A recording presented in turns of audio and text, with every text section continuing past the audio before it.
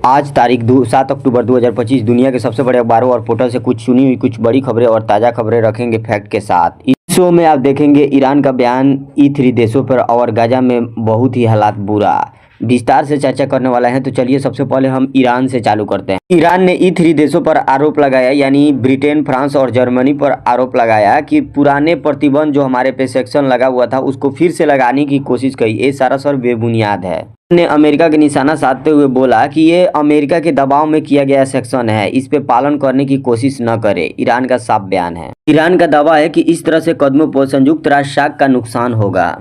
ये था कुछ ईरान का बयान। मैं आपके सामने फ्रेश टीवी के अनुसार मैं बताया हूँ, जो आपको 6 अक्टूबर 2025 में इसको खुद प्रकाशित किया है फ्रेश टीवी में, तो आप खुद से भी जाकर पढ़ सकते हैं। मैं वीडियो के नीचे इसका डिस्क्रिप्शन में लिंक डाल दिया हूँ। अल जजीरा के मुताबिक गाजा का हालात बहुत ही बुरा है। भले ही इजिप्ट में इजराइल और हमास के बीच शांतिपूर्ण बातचीत हो रहा है युद्ध विराम को रोकने के लिए, लेकिन इजराइल का अभी भी बमबारी चालू है। इजराइल और हमास के बीच जो इजिप्ट में बात हुआ था, यानी मिस्र में बात हो रहा था, इसका रिपोर्ट थोड़ा सा नकारात्मक नहीं आया है, सकारात्मक आया है, क्योंकि उनका कई एक्सपर्ट का मानना ये है कि सोमवार को जो हुए मीटिंग में दोनों हमास और इजराइल के बीच काफ़ी हद तक समझौता हो चुका है। इस समझौता में दोनों कैदियों का अदला बदली दोनों तरफ से और युद्ध विराम को रोकने का पूरा प्रस्ताव पास किया। दोनों आदमी थोड़ा थोड़ा सहमत हो गए हैं। अगला सोमवार तक फिर इसका बयान आएगा कि युद्ध को कैसे रोका जाए।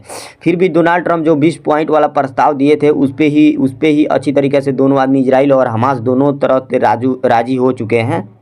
सूत्रों के हवाले से अगले मंगलवार तक इस पे फिर बातचीत होने की संभावना बढ़ रही है। इजराइल को इशारा करते हुए हमास ने बोला, इजराइल का बमबारी गाजा पर अभी भी जारी है, जो इस प्रस्ताव पर रोकने के लिए इसका रुकावट बन सकता है। इशारा करते हुए इजराइल को कहा। इसका मिस्र में जो बातचीत है इसका पॉजिटिव रिपोर्ट आया है। देखते हैं अगला इस पे हमारी नज़र बनी होगी कि इस पे पूरा क्लियर बातचीत अगला मंगलवार तक कैसे होता है। ये अल जजीरा का प्रकाशित किया गया रिपोर्ट है, मैं आपके सामने फैक्ट के साथ रख दिया हूँ। हमास और इजराइल के बीच काफ़ी समझौता हद तक हो चुका है। उम्मीद है कि जल्दी सीज फायर होने की संभावना है।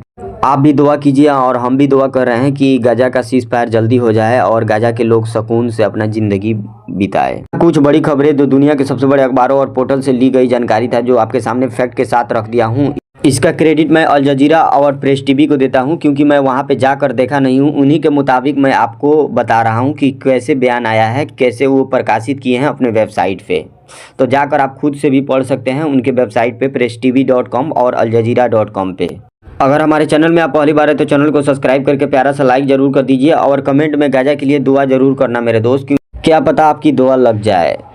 मैं अपने चैनल पे एजेंडा और प्रोपेगेंडा से वीडियो नहीं चलाता हूं, जो होता है खबर वही रियलिटी दिखाता हूं। अगर हमारे चैनल से अभी तक नहीं जुड़े हैं तो सब्सक्राइब जरूर कर लीजिए, क्योंकि नया मिडल ईस्ट अपडेट आपको तुरंत दूंगा मैं।